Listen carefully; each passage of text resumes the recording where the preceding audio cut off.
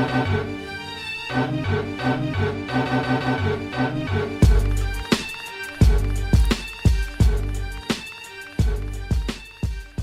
up, and welcome to episode 82 of Throwback Hoops. My name is Rob Clayton, and joining me after a few weeks off is my main man, Woody V. Hey Robbie, how's it going? Been a tough few weeks for me, man, but it's good to be back and doing this with you, brother. Absolutely, my man. Yeah, condolences to you and your family, mate, for your loss. Hope everyone's holding up okay, and let's try and have a bit of fun and try and cheer you up a little bit with the show tonight, right? For sure, man, for sure. Good stuff. Looking forward to it. Good stuff, man. Before we get into it, just a reminder where to find us. Should know by now, but if not, please make sure you like and subscribe on YouTube. If you listen to the audio, we're available on all podcast channels. All right, Woods. Well, yeah, we feel like we've got a bit to talk about. It's been 2 weeks, a little bit over 2 weeks. 3 weeks. 3 weeks. 3 weeks, yeah. Well, certainly our first one of July, and obviously NBA free agency starts, so a lot to talk about. But before we get into that, we'll do our usual jersey talk. So you can see you're wearing a nice retro Charlotte jersey there. Why don't you show us who you got? Sure. Woods is standing up, rocking the Adidas #1 Charlotte Hornets Tyrone Muggsy Bogues jersey. 5'3", right, Woods? 5'3", as you said. Tyrone Curtis Muggsy Bogues. He grew up in Baltimore, Maryland, which is a tough neighborhood, you know. I mean, you would have seen the wire. It's hard streets over there, and he had a bit of a tough childhood. His mother was 4'11", and his father was 5'5". Wow. And his childhood had a lot of troubles, and at 5 years old, he was hit by a stray buckshot in his neighborhood, had to be hospitalized.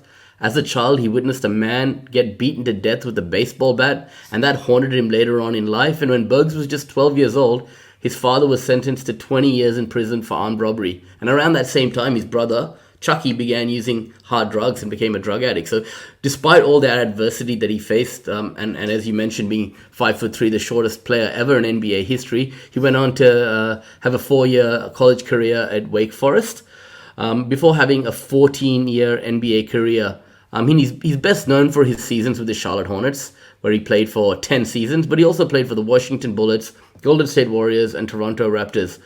Bogues actually finished in the top 10 in assists in 6 consecutive seasons from 89 to 95, and also the top 10 in steals in 3 of those seasons.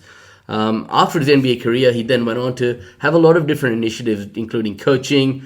Throughout his career and after his career, he acted in TV commercials and various appearances in movies and TV programs, and also has done a lot of community work for underprivileged youth. So he's had a lot of impact in and outside of the game after he played. Obviously, it's a great story for someone of his size and all the hardships he faced growing up to go on and have such a successful career, correct?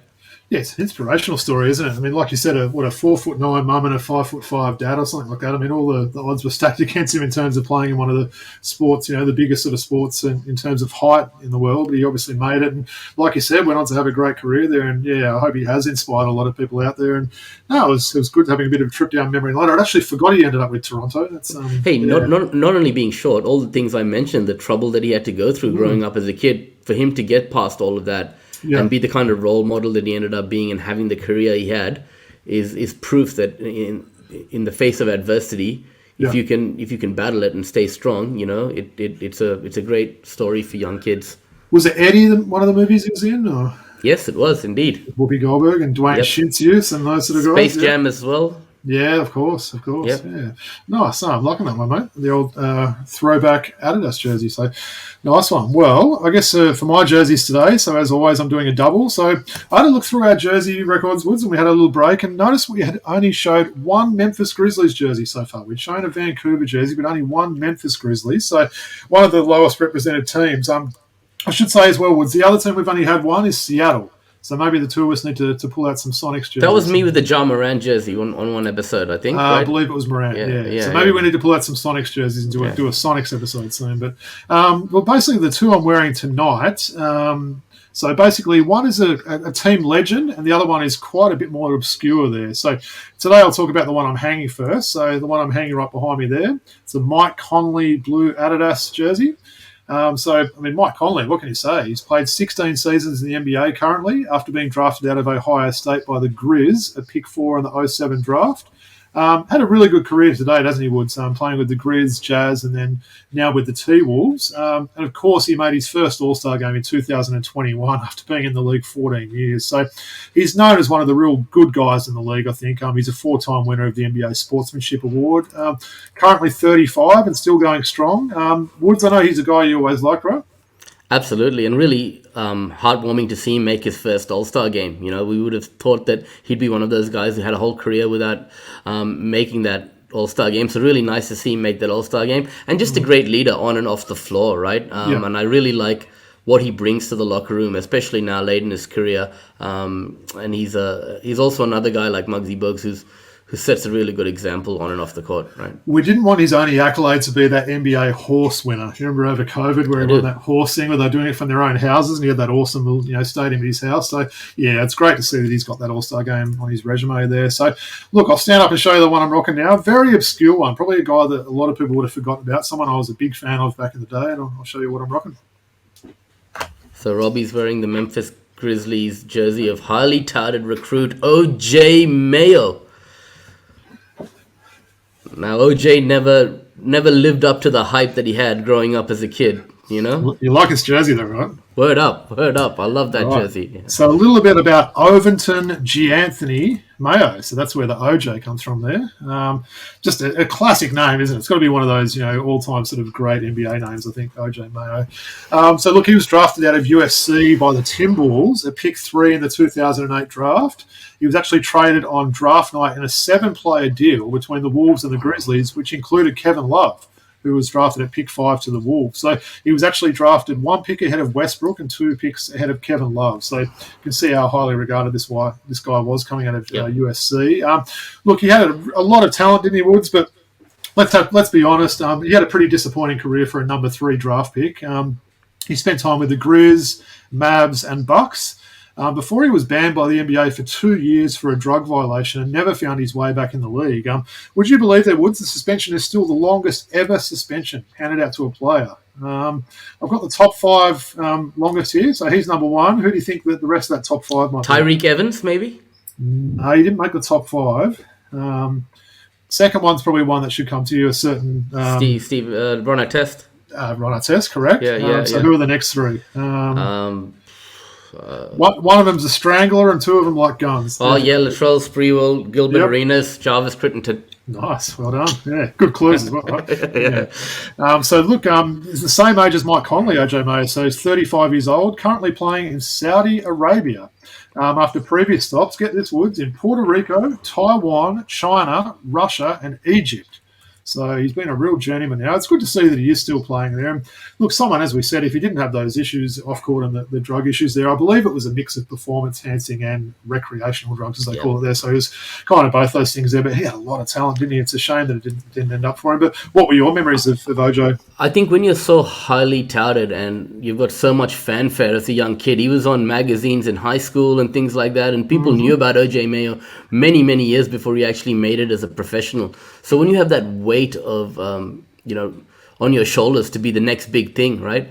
Sometimes that can work in your advantage, and sometimes it can work against you, right? Because, everyone expects you to go and become a Hall of Famer. So I think he's just being subject to that a little bit. And it's unfortunate, but, at least he's still playing, and hopefully he's learned a few lessons from the mistakes he made, and he's still going to have a great post-career with all the money he's made, right? No, that's right. And have you ever seen anyone else rocking an OJ Mayo jersey before, Woods? I think during around that initial rookie year, we would have seen him flying around a little bit, right? But average about 19 points from that rookie season. So he started off with an absolute bang there, and then obviously, he just couldn't quite stay on the court there. But a bit of a trip down memory lane. So maybe that's our challenge. If not for the next episode, the one afterwards, we'll dig out some Sonics jerseys from the roads there and try and get some. I know you've got a few there. I've got 3 or 4. Yeah, nice. I've got a few, but I'll keep it a secret there. But nice one. All right, well. That's our jerseys for the week. So, look, we've sort of got the show in a few segments today. We'll go into NBA free agency first, and then we'll finish off after that with some quick hits. Free agency was. We're now the 18th of July, Tuesday the 18th of July as we record this. So we know that free agency started on the 1st of July. It's been kind of big, I guess. I guess what I wanted to do is kind of break up the free agency into three categories. Okay. So We're Let's going do to talk that. about players that have re-signed and stayed with their team, Okay. players that have changed teams, and lastly, we're going to have an update on the Aussies. So didn't think I'd probably have a segment like that, but given there's been so many Aussies changing teams, I thought that might be pretty topical to do that. So I'm going to list out a few names for you, Woods. I don't want to sit here and read names all night because there has been a lot. So I'm going to talk about some of the players first that have re-signed with their teams. I picked out a few here. So Go for it. I won't say the teams. I think people listening to this probably know the team. So the players that have re-signed with their team from last year. So Kyrie, Jeremy Grant, Draymond, Austin Reeves, Domas Sabonis, Russell Westbrook, DeJounte, our boy with the Hawks, Vooch, Chris Middleton and Brook Lopez returning to the Bucks. And then what I thought was interesting, several guys getting max rookie extensions. So there was actually 4 of them. So the T-Rex, Desmond Bain, Anthony Edwards, LaMelo Ball, and Tyrese Halliburton. So, as I mentioned, there were several more, but out of those names I read out there, Woods, is there any that jump out or any that you've got some opinions on there? Yeah, sure, Robbie. So I like the fact that the Lakers have retained Austin Reeves without having to actually put up any fight, right? Yep. Los Angeles was expected to be in a bit of a bidding war for the 25-year-old free agent services, but he was able to re-sign. But they were able to re-sign one of its key free agents without rivaling or offer sheet at all, which was a huge surprise for me. And his contract was 4 years for $56 million. It's a good deal, isn't it? It's a really good deal. And he burst onto the scene this past season. He played a key role in helping the Lakers return to the Western Conference Finals. He averaged 13 points, 3.4 assists, and 3 rebounds per game during the regular season. And he bumped those averages up to 16.9 points, 4.6 assists, and 4.4 rebounds per game during the playoffs. And the way he just matured and took his game to another level was evident for all of us to see last year, and it's surprising that the Lakers were able to lock him up on such a great deal. And I know Lakers have made some other great moves, which we'll talk about a little bit later, but this one really stood out for me. Yeah, I think that's a good one as well, and I'm surprised the rival didn't try and throw one of those offer sheets like Absolutely. you said. I think everyone just expected that he'd go back to the Lakers, but sometimes you kind of try and play the hand there a little bit. Sure. So the Lakers, I think, got a bit of a steal. I think I heard he's already third, maybe in line for favourite for the most improved player for next year. So obviously everyone's expecting him to take a bit of a step up there. So yeah. Hey, that's one for our predictions when we do our predictions for next year. We'll he could be one of them. Yeah, for sure. Yeah. Look, go on. Sorry. No, you go. If you got another one. Look, the other one that actually stands out for me is, all Warriors fans thought that Draymond Green might be on the move, but he isn't going anywhere. The star forward agreed to a 4-year, $100 million deal. Green has spent his entire 11-year NBA career with the Warriors. Obviously, he's won 4 championships and All-Star honors on 4 occasions. And look, he even said during free agency, I've been here 11 years. You didn't just jump up and change that. After the Warriors were eliminated from the playoffs, he said that, right? And he said, the guys I started with are still here. Of course, I'd love to be here, but I understand this is a business, right? Mm-hmm. So after saying all that, he did re-up. And what that tells me is that this Golden State Warriors front office is going to keep these guys together till they retire. Steph, Clay, and Draymond. That doesn't seem too bad a deal as well, Woods. Like, we're talking 4 for 25, given the way they're expecting the salary cap to go up there. I mean, he'll be 38 by the end of it, so he's going to be earning 20 plus million in his 37th and 38th year, and I'm not sure that he's going to age too well over the next 4 years. So the other thing with that, though, he's not really someone that relies on athleticism and shooting and stuff like that. It's more like he's passing and defense. So yeah, you're right. It might be looking a little bit dodgy by the time he's 38, but I think for now it's a solid deal, isn't it? But absolutely, and it's more look. This is a respect for everything you've done for this club and this association, this organization. So I mean, he deserves it. Nice. Yeah. No, there's some 2 good ones there. So a couple I wanted to talk about. Probably one. I know I wrote on the run sheet to you. Yikes. Jeremy Grant. Yep. 5-year, $160 million deal with Portland. Not sure if it's a coincidence that Dame basically requested a trade the day after that contract was named there. Look, I don't have any issues with Jeremy Grant. I think the guy is a pretty solid player, but I don't think he's ever got any of these stats on a good team. We've seen him put up numbers for Detroit. We've seen him put up numbers for the Blazers, which struggled last year. So I just thought that was a massive contract. I think out of all the deals that got announced there, that was probably the one that stood out to me the most there. It's massive money, isn't it, there? I mean, I don't know. He's kind of some empty sort of stats guy, I reckon, when you see the stuff that Jeremy Grant does. So that was a real shock to me, if I'm being honest, that one there. And look, probably the other ones I thought I'd mention as well, the DeJounte deal. I thought we actually did pretty well there. Yeah. So he got a 4-year, $120 million extension. So, given someone that's an all-star, we know he's one of the better defensive guards in the league. I think that's good. And I think it's good that the Hawks have made a commitment to try and lock him down there. I agree. obviously was and still a little bit disappointed that we got rid of John Collins for essentially Paddy Mills, which we'll talk about again later. But yeah, it's to lock him up now. It means he can't sort of be putting any trades for several months now. I think they've committed to having him in trades, that backcourt for the future there, and try and build around those two. So I was pretty pleased with that. If he has a better year this year, I think that price could have gone up. So pleased with that. I guess the 4 rookie extensions would. So I mentioned those. So Desmond Bain, Anthony Edwards, LaMelo Ball, Tyrese Halliburton. Look, they all got max rookie extensions there. So I probably don't have any massive issues with them. LaMelo Ball, I don't know, the guy misses a lot of time. And That's true. like that. But I think it's one of those ones with a team like Charlotte, you need to try and retain players like this. Look, I think Anthony Edwards and Tyrese Halliburton, no-brainers. Desmond Bain's good and put up some really good numbers, and maybe that deal. I like him. I like him a lot. I like him a lot. I'm not sure he'd be able to change like a light globe in the house though, because his arms are so short. But it just seemed a lot of money for him personally. But look, as I said, he did put up big numbers. They're probably expecting him to improve this year. And with the gunslinger Ja Morant missing 20 games to start off the season, I think a lot will fall back on Desmond Bain there. So they were my sort of thoughts there. What were your thoughts on that Jeremy Grant one before we? That's exactly what I wanted to raise. Jeremy Grant was at his best, I feel, at Denver when he was playing that role player off the bench role, right? And contributing, right? He's not that guy that you want to be your number 1, number 2, or even number 3. He's better off in like a 6-man role, coming off the bench and giving you energy, right? So I think, why would you pay him 160 for 5 years? It's big, isn't it? I always get confused too. He's Harvey Grant's son, right? Yes. And is he the older brother of the younger brother of the Grant that played with the Sydney Kings, or was that Horace Grant? So I always kind of... No, he's the younger brother of the Sydney Kings one. And there was also the one that played for the Bulls, right? He was a little bit smaller. Just Jerry and Grant, right? That's right. They all have very similar names. It's confusing. So they're all Harvey Grant's kids, then, are they? Is that I'm pretty sure. Let me just double...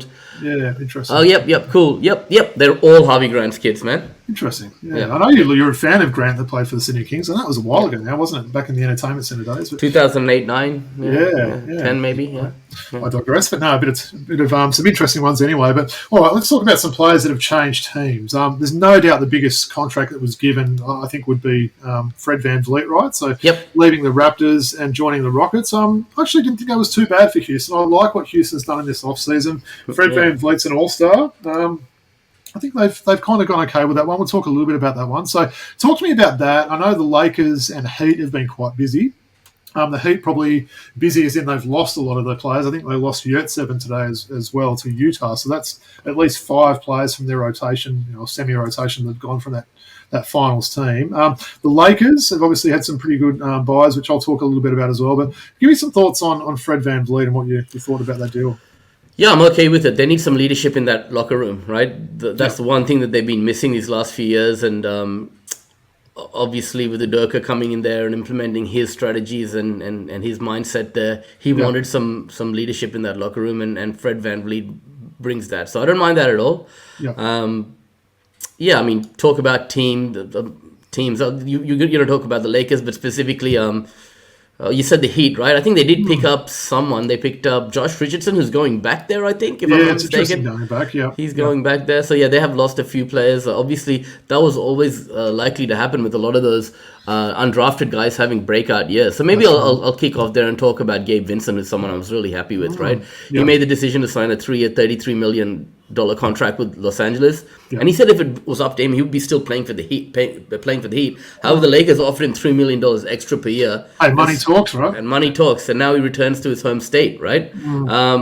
I actually like that signing because Dennis Schroeder's gone now. And the experience that he was... DS17 is replacing VanVleet in Toronto, isn't he? So Correct. Yeah. So, I mean, I think the kind of experience that he's garnered now playing with Miami and the likes of Jimmy Butler and going into that deep playoff run with Kevin Love by his side and those guys has been good for him. And he's going to learn a lot. And I think he's a great fit beside LeBron James. You can bring D'Angelo Russell potentially off the bench and start Gabe Vincent. Who's I wouldn't mind seeing him come off the bench after his playoff efforts last year. But they re-signed him, didn't they? D'Angelo Russell, 2 years for like 35 or something. 37. So probably got a little bit more faith in him than I do. But I guess, they needed to have that point guard. We talked about Miami Woods in terms of who they've lost. So Gabe Vincent, Max Strus, Victor Oladipo, Tyler Zeller, and then Yurtseven today. So that's like a good, 5 or 6 players from the core of that team. And really, apart from Richardson, they haven't really retooled a whole lot there, have they? So obviously they're still trying to make a trade there. But unless you've got anything else to add, I'll quickly talk about. Just quickly. I'm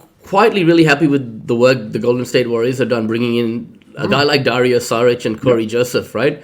The playoff run that they had some of those vets coming off the bench, right? They were kind of missing a little bit last year, right? So I think Dario Saric is quite underrated on a 1-year contract. For not many, I think they got him on a it was a pretty cheap deal. I mean, obviously Chris Paul. I think we might have spoken about Chris Paul in the last episode before a little break, but yeah, I mean, essentially they've lost Jordan Poole, and they've gained Chris Dante Paul. DiVincenzo's Yeah, I guess that was a bit of a loss to the Knicks, right? Yeah, they're trying to rebuild that Villanova team with New York there. So, no, it's a good sort of one from left field.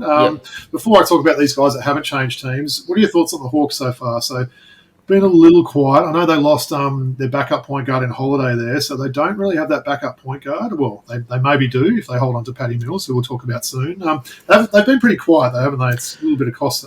Very quiet, right? So let's just see how this plays out. I think now the more and more I think about it, there is some credence in them actually keeping Patty Mills, right? Yep. Oh, I know I've heard it through the grapevine that he may not stay there, but just my thoughts anyway. Yeah, right? I mean, he got moved on pretty quick, didn't he, with those first few trades? That trade went down a week or so ago, so we'll see about that. But before I'll give some thoughts on those moves we made, and that was probably the Lakers as well. There would so they've got my boy Taurean Prince. I'm a big fan of him. He had some really good games last week. He's a pretty decent 3-point shooter, a 3-and-D type player. He's not going to be that all-star that I've talked about on the show that I thought he might be once upon a time. But look, they got him on a good deal. I also thought Jackson Hayes was a pretty good deal as well. I felt like the Pelicans kind of gave up on him, so he's obviously a lob threat there. And Cam Reddish gets another go, so 2 former Hawks ending up there. So I'm not as high on Cam Reddish, but I think he's a bit of there's a no. It's a free swing. It's a free swing with both of those guys, actually. Yep. Do you know what I mean? Right? Yeah. No, so I think they've done all right there, haven't they? They've lost a few there, but I'm quite excited with those. LeBron can be a positive influence on Cam Reddish. Yeah, I feel. What do you think about his number change, Woods? Jeez, that'd be frustrating if you're a parent, wouldn't you? And the kid, got to get the number 23 now, but he does do a lot of these things to try and get attention. Didn't he not want to be 23 back in the day because he wanted that to be retired for Jordan? So maybe he needs to pick another number that's not 6 or 23 and stick with that maybe, but who knows? He's the king, man. He can do what he wants. Yeah, he's got a very good marketing team, doesn't he? He knew there was a few quiet days last week, and then announced that he wasn't retiring like he ever was. So there was a few things like that. But I think that's kind of what we've seen from LeBron over the years there. But all right, well, before we talk about these Aussies, let's talk about the guys that haven't changed teams. There's been a lot of talk about some, 2 guys in particular, I guess. So Dame Lillard from Portland, James Harden from Philadelphia. What are your thoughts there?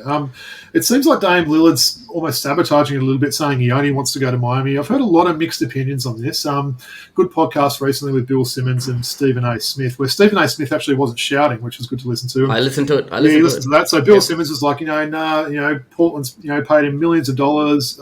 He sort of he signed that contract, and Stephen A. Smith was saying no, he has a right to move and stuff like that. I just think he's left the franchise in a bit of a predicament there, just nominating one team. It'd be easier if you said, look, I want to go to an East Coast team, I want to go to a warm weather team, at least a little bit more choice than that, but just to nail it down to one team when we know that the only trade chips that Miami have got are basically guards and essentially being led in a package by Tyler Hero. That's the one thing that Portland do have going for them, right? So whether it's Simon, Shaden Sharp, and they just drafted Scoot there, so they don't really need someone like Tyler Hero there. So I don't know. I have a feeling it's going to eventually get done with this trade. It does normally seem to happen there. But what's your take, Ben, on that? And then maybe give us a little bit of thoughts on the Harden situation in Philly.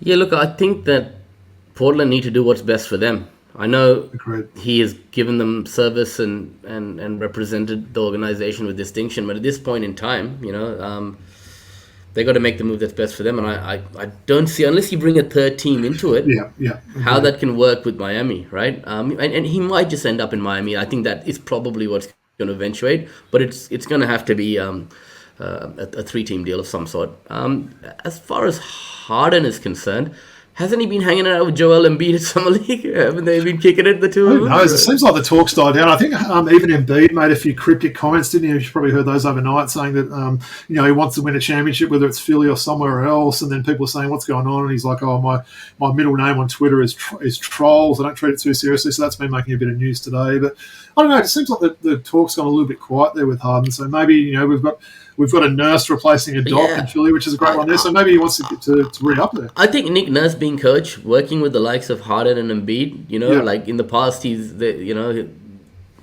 he's worked with Toronto and won him a championship with Yeah. the likes of Kawhi and Kyle Lowry, right? Yeah. So I think Harden yeah. gets a little bit of a bad rap. I mean, he's played with Embiid these last couple of years. Embiid's led the league in scoring 2 years in a row there. So, it's not like And Harden's led the league in assists. Exactly. So it's not like Harden's like, has he led the league in assists? Well, Didn't he last year? I'll have to check that. I mean, I know Trey's had the total assists, but yeah, if you're talking an actual average, you can check that. But yeah, I'll be interested to see what happens there. Maybe there's not much of a market. I've heard the Clippers are a team rumoured there, but I'm not sure what they've got to actually trade for him there. So it'll be interesting as this off-season goes along to see if both of these guys do return to their teams there. And if they James Harden 10.7 assists per game, but Trae Young most total assists. Yeah. It'll be interesting to see if they get to training camp and both these guys are still there. So, all right, let's finish off the free agent talk, Woods, on the Aussies, right? So we're probably all a bit surprised about how many Aussies have changed teams there. So I guess to recap a little bit, so Jack White's gone from Denver to OKC. Jock Landale signed a bit of a strange deal with Houston there. I think it's a 4-year deal with only 1 year guarantee, which is not something you see that often in basketball. It's more like an NFL contract. What else did we see? We saw, of course, Dante Exum returning to the league and getting a gig with Dallas. So, rest in peace. Joe Ingles, Orlando. Exum as well. Joe Ingles getting the coin with Orlando, right? That was a bit of a surprising deal there. I think he probably wasn't expecting that sort of deal and jumped at it there. He would have probably liked to have gone to a contender. And then the Patty Mills stuff. So, correct me if I'm wrong there, Wood. So he basically got traded to traded to Houston, then traded to OKC, and then traded to the Hawks basically in a package deal which saw Rudy Gay, who we got for John Collins, going back to OKC. So he's still with Atlanta. So I'll ask you a little bit on each one. So give me a few thoughts on. Let's start with Jock Landale. Like, he deserves it. Played really well. I'm surprised Phoenix didn't come back to the party. But 4 years he proves himself this 1 year. Him and Sengun are the two big guys, right? Yeah. So he's going to have a great opportunity to play. So I really hope he does well and gets that contract guaranteed. Hey, Sengun's apparently grown 3 inches since his rookie year. He's close to 7 foot now, and he was 6'9" when he got drafted. So I thought that was pretty impressive. So yeah, I'd like to see it. I think apparently the Lakers are really trying to get Jock Landale there. I would have liked to have seen him get a bit more guaranteed a deal, but I'm sure he'll go pretty well with Houston, who I think will be quite an improved team this year. I think Absolutely. So, yep. Dante Exum back in the league. Thoughts on that? Deserves it. Played really well in Europe. I mean, in fact, after his great performance at the Olympics, I thought that he was sure to get a deal, and he didn't. Spare a thought for Dante as well, who recently lost his dad, Cecil Exum. So just thought I'd point that out there, but well deserved. And I think that Dallas have made some really good moves here. We didn't actually speak about Dallas, but they've actually, as you said, re-upped with Kyrie. Got who do they have bring over from Boston? Grant Williams, right? Yep, Grant Williams, yeah.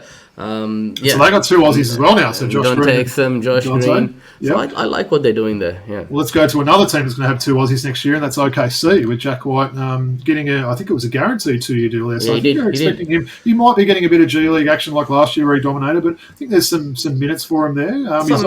He's really improved his outside shot. I think that's the thing that might get him on the court there. But what do you think about that? Great idea to get that reassurance and a little bit of stability there for the 2-year guaranteed contract. There is a bit of a logjam at that 4-5 spot. I mean, you'd probably be looking at paying the 4 spot in the NBA, right? Probably a bit undersized for the 5 in the NBA. Like what is he, 6'8" maybe, right? 6'7". Yeah, not huge. Yeah. So I mean, I'm not sure how much run he'll get, but let's see, right? But I like the move for him. Maybe in the second year he'll see more court time than the first. Yeah. And what about your boy Joe Ingles? Lastly, I think he deserves it. This is more a veteran who's Orlando Magic needs some veterans. They've got a great young team, a great core. There's not a lot of veterans there. There's not a lot of veterans on that team, and I think he's going to really help some of those young boys. So I think Florida, Disney World. With young kids, it's a good fit for him and his family as well, he was saying. So, yeah. Can Patty Mills be a backup to Trae Young? We know the Hawks have traditionally liked to have that defensive backup point guard. We saw DeLon Wright there for a couple of seasons. He left, and they then got Aaron Holiday. Similar sort of players, maybe not the best shooters, but, long sort of defensive point guards. We know Patty Mills is not long, and he's not a great defender these days. He had a mixed year last year, didn't he? I don't think Jack Vaughn was a big fan of him, but can you see that working in that way? I can, but I honestly think that LeBron likes Patty a lot. I think he could end up on the Lakers or the Bucks or a title contender here, right? I wouldn't even be surprised. Are you saying the Hawks aren't a title contender, Woods? Yeah, I'm saying it's a stretch, right? We heard it here first. Yeah, it's a stretch.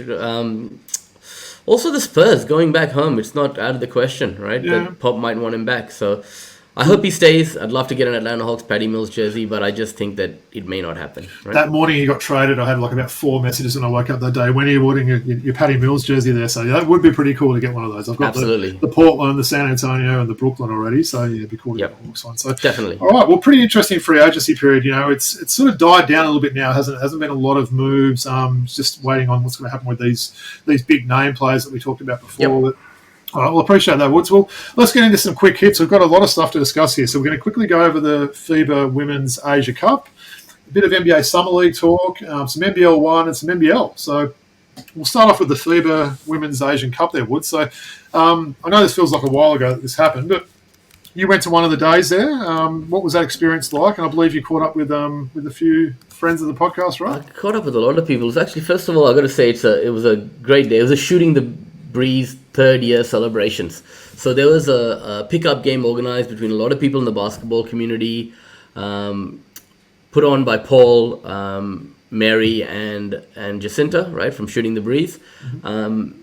And also First Sub. So just shout out to them. A bunch of great women who live in the Sydney area who organize pickup games every week. They're single women, they're single mothers or parents or busy lives, and they all get together and they play pickup on the weekend. These girls, they ran me off the floor, man. I'm telling you, they were insane. So did I hear that Jacinta blocked you a few times? Is that right? Or? Yeah, where'd you hear that, man? I don't know. Was she talking trash when she blocked you? No, she blocked me. Right, and then I tried to go at her again. She blocked me again. So shout out, Squin. No, but it was a really good event. We then went for lunch. With all the guests and all the players in the game, and we went to the semi-finals of both games. Australia unfortunately lost. Yeah. But yeah, it was just a great all-round event. Run into a few friends of the podcast, as you said, Jacob Jacomas and myself, and Lauren Nicholson as well, who was playing. So it was really nice to catch up. I like the photo you got with Jacob Jacomas. I'm sure people would have seen that on social media there. So, and look, I think the Opals did pretty well with Woods. I know China and Japan had teams that they had for a while there. It was a pretty new Opals team there. I had been messaging a little bit with Loz there and sort of let her know we're sort of proud of her efforts. I thought she had a really good tournament. And yeah, I think there's some good signs in that team there for the Opals. So, all right, well, let's get on to a little bit about the NBA Summer League. So we're not going to talk too much about this. Let's be honest, it's a pretty brutal product. I felt like every time I put on a game, it was a blowout. I don't know if that was the case, but maybe it was just the games that I took in there. But look, it'd be remiss of me not to ask you what your thoughts were on Wemby there, Wood. So what about Wemby, and were there any other rookies that impressed you? Look, Wemby struggled in his first game. It's been well documented. He was just getting used to, playing in the NBA, even albeit summer league. He bounced back in that second game. I think Coach Pop will be really good for him. He'll be all right. So, yeah. Right, you reckon? Is that it? I think he'll be all right. I think he'll pick up the game very quickly and get it right. Yeah. Leonard Miller. I said this when we were talking about the draft and rookies that I think are flying a bit under the radar. Miller's got a funky game, man. He can do a little bit of everything. I saw a couple of Minnesota games. He's versatile. He actually shot 7 from 19 from 3 as well, which was something that I said in the draft episode that might be something that he's lacking, his ability to stretch the floor. But he's 6'10". He's got a unique mix of skills, handling, passing the ball in the perimeter like a guard, crashing the glass like a big man, deft touch around the rim. I like this kid, right? Yeah. So Leonard Miller. And then Luke Travis. I know he's not a rookie, but I'm hearing that on the back of the play that he's had in Summer League, very versatile, blocking shots from the 3 spot, getting rebounds, taking the right shot, getting steals, guarding multiple positions. There's a chance that the Cleveland Cavaliers are going to put him on a 2-way contract. I believe, Woods, that they don't have any 2-way contracts available. If I'm hearing it right, I might be wrong on that one. But I thought they had one left. Yeah, I'm not sure. I did hear someone say that they didn't. We'll have to fact check that. I wanted to give a shout out. Obviously, Cleveland did win that today, didn't they? The Summer League champions. Not that anyone will remember that in a week's time, but I believe the MVP of that game was Julius Mobley, right? If I'm getting his first name right. Yeah. So younger brother of Mobley for Cleveland there. And those two combined really well, Travis and Mobley, on various occasions, yeah. They did, yeah. So, all right, interesting. Well, I wanted to talk about a couple of guys that are obviously very well known in Australia, and that's Brady Manick and Duop Reed. So I'll start off with Brady Manick. So he was on the Hawks Summer League, so I actually did probably see a few of those Hawks games more than any other teams there. He was really good, like really good. He's that sort of player that he may actually be more suited to an NBA role than an NBL role. can just come on and just play as Definitely. a specialist. Bring him on there. He's a tall shooter. Grab a rebound if he needs to. He's not terrible on defense, I guess. But he was on in those games, and I sort of thought, wow, is this someone that we could do with on this team there? Someone that could play spot minutes, bring him on at the end of a quarter, and let him launch a couple of threes. He can get hot in a hurry. Felt like he made about 4 threes in every game he played in there. So interesting to see what happens with Brady Manick there. Do they give him some sort of a deal? I'm not sure what the Hawks situation is, whether they're keeping some of these guys who've been brought over in trades and whatnot. But he was the first one that did stand out for him. The other one, I know he's been generating a lot of buzz on social media, but Duop Reith, he was amazing for Portland. He was nearly a double-double every game there, getting block shots, defending really well, passing well as well. We know he can hit the three for a big guy. Am I right in thinking with Duop Reith and Woods, is he one of these players, maybe too good for the NBL, maybe not quite good enough for the NBA, that sort of rare player you get like that? I think he's probably good enough for the NBA. You saw what he did. He's a big man. He can stretch the floor. He can block shots, shoot threes, right? He can, and he's putting up big numbers in not the hugest amount of court time. 20 minutes, he's getting a double-double, right? Why has he never got a go before, though? He's not that young, is he? But that's probably why. He's really come into his own in the last 2-3 years, and he's mid to late 20s. So it's very hard to sometimes. But Xavier Cook's got that opportunity as well. So I would not be surprised if someone's been paying attention to Duop Reith here, and he might get an opportunity on the back of his performance in the summer league. I'd love to see that, whether it's Portland or another team try and get him. 27 years of age. Surely there'll be some NBL teams frothing to try and get him. My immediate thought was, I bet if he doesn't get an NBA contract, the Kings will get him. That was the first sort of thought I had. I don't know why. With Jonah Bolden and DJ Hogg now there, he's a surplus to needs. Jordy Hunter, you'd have to open up deep pockets for him. Jerome Martin's looking for a gig now here as well. Was his contract finished in Europe, I think, late last week? So is he a chance of coming back and they try and get the band back together? Yeah, once again, Jerome Martin, DJ Hogg, Jonah Bolden. Do we need all three of those guys on the one team? It's a little bit of a crossover there, isn't it? Yeah. So, all right, well, look, I'll swap the order around what we had here. We'll stick with the NBL, given we're sort of talking about that. There's been a little bit of news in the last couple of weeks, and probably one that you're pretty happy with there, right? So, former league MVP and champion for your team, Jalen Adams, coming back. What were your thoughts on that? Was that a surprise, and how happy are you to get him back? Look, he has been struggling to make an impact in overseas leagues, and I know the relationship he has with Coach Mahmoud is something that would have come to the fore possibly. I thought about it, right? So I think I'm not hugely surprised, but extremely happy. I think his game suits the NBL, and he's familiar with, the city. Some of his old teammates are still there. So I think it's great. You look at that Sydney roster; it's coming together really, really nicely, right? Yeah. They started off slow, haven't they? But they've definitely built it up there. I know we've probably got mixed opinions on DJ Vasiljevic, but he's obviously not coming back. And so what? The Kings have got 2 import spots left now. No, the DJ Hogg is there. Of course, DJ Hogg. So I would get a wing 2-3 that can actually fill it up as our next import, right? I would look for potentially like a 2-3. You're saying, you reckon? Yes. Like an athletic sort of 2-3. Yeah, you got Bruce and. To back up Adams already, right, at the point guard position. Yeah. You need that shooter, don't you? I mean, I guess DJ Hogg can shoot, but you're replacing someone in DJ Vasiljevic. I'm not the biggest fan of his shooting, but he is a shooter. Let's face it. So DJ Hogg and Jonah Bolden probably play the 4 and 5, right? Yeah. So you want a 2 or 3 guy. Right? Jonah Bolden's the dark horse there, isn't he? We don't really know what he's going to bring to the team now. He's been out of the game for so long, but look, high pedigree player, absolutely, player, son of a gun in Bruce Bolden there. So looking forward to that. Has there been any other moves in the NBL the last couple of weeks that have interested you as well? I'm a huge Jacob Wiley fan. I know he hasn't been in the league for a while, but the energy he plays with and the passion that he brings to the table, love Jacob Wiley. Shout out to my boy Rocky, man. I know you're a big Jacob Wiley fan. He's back in the league, brother. He's back in the league. And another move is a guy who's actually retired, Ryan Brokoff. Yeah. Now, that was really surprising. 32 years of 32, yeah. Wow. He has left the door open. So I'm saying this right now. We haven't seen the last of him in the professional, in the pros. I think he might come back and do a bit of a Timmy Conrad and come back, but he's obviously working with his business with David Anderson now, right?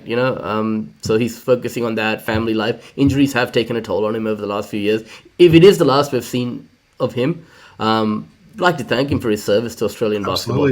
Yeah. I haven't busted out my Dallas Mavericks Ryan Brokoff jersey. I'll have to do that one day. But what are your thoughts on JLA Woods? Obviously, with the news that he's got an injury, he's going to be out for like 4 months or something. So they're looking at potentially replacing him with a bit of a marquee player. Duop's Reith's name's been mentioned with them, but that's a big loss, isn't he? I know they were so pumped to get him back. Massive loss, right? And like you mentioned, Luke Travis, obviously if what you're saying is true and Cleveland have locked up their birthday two-way contracts, then at least, because I was thinking maybe they lose JLA and Luke Travis on the back of Travis's play, so at least they get to keep him. Delhi's coming back, obviously. CG43's there, so I would be inclined. 4 months is a long time in the NBL. It's not a very long season, it's 5 to 6 months, so you need to go and fill those. And even when he comes back from such a serious injury, he's going to take time to get conditioned and things like that. So it's a shame, isn't it? Because I know they were excited to get him and Huck Porty playing back together again. He's one guy. He's one guy. I'm really puzzles me that he hasn't had a crack at the league, man. Right? He was on a summer league roster, wasn't he? Before it was a wrist injury, I think it was, right? So that's a shame. Obviously, coming into good form, he could have really shown something out there. But interesting. So I mean, look, it's obviously we spoke about this before we started recording tonight. The summer league's finished now. Probably most of the NBL teams have shored up their rosters, besides a few Americans. So it's a little bit of a quiet period coming up. But one thing that's not slowing down at the moment, and that's NBL1 Woods. I think most of the leagues, I think maybe one or two locked up their regular season last week, and quite a few of them are finishing this week. I wanted to give a huge shout out to my boys, Woods, the Hills Hornets, right? Good, man. They locked up their playoff spot last week with a double last weekend. So they beat Coach Hesh as Hornsby, friend of the show. Shout out to Coach Hesh, and also beat Bankstown. So actually went out to that game against Hornsby, as you know, Woods. It was at Barker College. One of the more amazing facilities I've seen from a private school. I'm sure there's probably some better ones out there, but geez, there's like 5 or 6 courts and just looks so nice and new and shiny and stuff there. So that was a good experience. And just really proud of my Hornets, man. So seeing where these guys have come from last year, they didn't make the finals. There's more teams this year. It's a stronger competition. Yeah, really loving what they're doing there. So I know you're coming out with me on Sunday. So they're playing COE. So we get to see the likes of Ben Henschel. We get to see Tui. Some of these other guys that, there's a lot of talk about at the moment. So really looking forward to go to that COE game. So, the Hornets are in. I think the worst they can finish is in 8th spot, which would mean they play COE in the finals. It's 1 versus 8, 2 versus 7, etc. But if a few results go their way, they could even finish 5th or 6th, which could mean a lot more reasonable game. It's more likely for me, I think they're going to finish 7th, which would mean a first game. I didn't mention this to you, Woods, playing against Inner West. So potentially we could go out to that and say hello to Matt McQuaid and Mookie, who do such a great job. That would be awesome.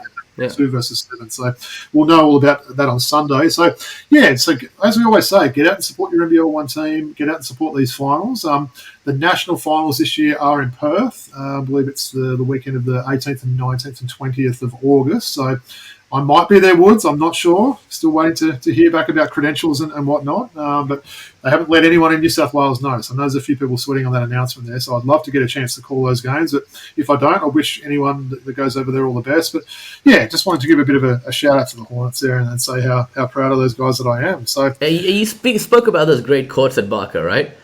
Word has it that you were dribbling the ball around those Barker courts after the game, and a good friend of the show, import of the Hills Hornets, Sean Montague, came and asked you a question. Why don't you tell the audience a little bit about that question he asked? I was basically on the sideline, pretty much out of court in front of the bench, just dribbling. I wasn't planning on shooting it. He looked around and asked me to shoot it and drain the shot. So I'm like, right, I'm leaving. I'm one from one. But then as I was about to walk out, I'm like, no, I can't go like that. So I ended up taking 2 more shots, which went back ring and went out. So I ended up finishing the 30. No, you should have left. I should have left on a high. Should have left, brother. Should have left. Yeah. Jeez, they were amazing courts and rims, though. They were real nice shooting courts. They were really soft rims on those ones. So, that was a good experience. So, look, before we get into the outro, Woods, anything else you wanted to add or anything else I've missed tonight or anything else like that? Or? Rest in peace to my grandmother. She was a big fan of this initiative we were doing with this podcast, and she supported me all the way. So shout out to her, nearly 101 years of age. The world's not going to be the same without her, so I just wanted to make a mention of that. Right? She'd be proud of you, brother. And look, as you know, last week I wasn't able to attend the funeral, but I did watch the link online, and you did a really great job speaking there. So, was proud of you as well, mate. So, rest in peace. All right, well, we'll go to a bit of an outro now, Wood. So I enjoyed doing that. I felt like it was, we hadn't been here for a couple of weeks. So it was nice to talk about some of this news that's happened. Me too. Before we get into the outro, look, we're probably going to, maybe be back in a couple of weeks. We'll probably leave it like that. Whether that means 1, 2, 3 weeks, we're not sure. A couple of weeks is probably the best way to say it. We'll just see what happens, right? It is kind of those dog days now. There's not a lot going on in either league now. But couple means 2, though, Robbie. Well, it does, but it can also mean 1 or 3, depending on where you look at there. The definition is 2, but the couple's a bit more vague. Okay, gotcha. If I said 2 weeks, I'd say 2 weeks. Why don't you say a few weeks? A Yeah, few okay, weeks. yeah. All right. You got me on technicality there, but we'll be back soon anyway. And of course, when we are back, it'll be certainly in August at this stage. We're going to start getting into our NBL team previews. We've got some really good guests lined up, some returning guests that were really popular last year in doing these previews there. So can't wait to be doing that. And so, that'll be something we start. So send us through some ideas if there's anything you want us to do with those previews. Any jersey suggestions? I mentioned the Seattle Sonics thing. We need to do that, right, Woods? So rep some of these teams we haven't rep much. So, all right. Well, just wanted to thank everyone for tuning in once again. I'll give our little shout-outs here where we can be found. So, of course, we can be followed on Twitter at Throwback Hoops. If you subscribe on Twitter, you might see amazing photos such as Woody about 6 or 7 or 8 drinks deep, cuddling Jacob Jackomas at the FIBA Asian Women's Cup. Is that about right? 7 or 8 drinks deep? I don't know. Maybe I might be exaggerating there. Yeah. We'll leave that. Leave it at that. Yeah. I definitely means more if anyone can hear me. All right. So, of course, on Instagram, we're throwback.hoops and our email address, throwbackhoopspodcast@gmail.com. Why don't you give us your shout-outs as well, Woods? Patreon, thanks everyone for their support. Really appreciate it. Thanks. Awesome. Well, it was great fun being back. Looking forward to do all this again in a few weeks. Shout out to all those teams that are going to be playing in NBL1 this weekend. Interested to see what happens with Dame. And I'll give you the final word as always, Woods. What do you got for us? Thanks for everyone's ongoing support as we embark on the 3rd season of Throwback Hoops. Much love, everyone. Peace out from the Throwback Hoops crew.